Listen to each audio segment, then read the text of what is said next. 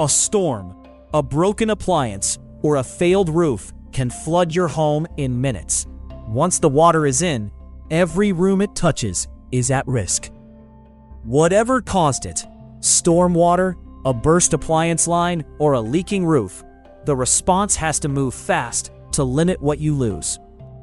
We start by pulling out the standing water with truck-mounted and portable extraction units, working room by room until the floors are clear.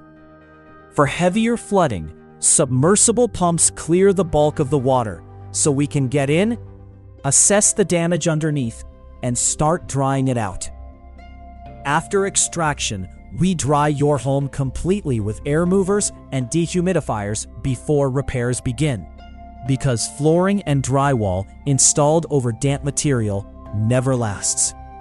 Flood water left sitting even a day or two is enough for mold to start, so we treat speed as part of the restoration, not an extra step.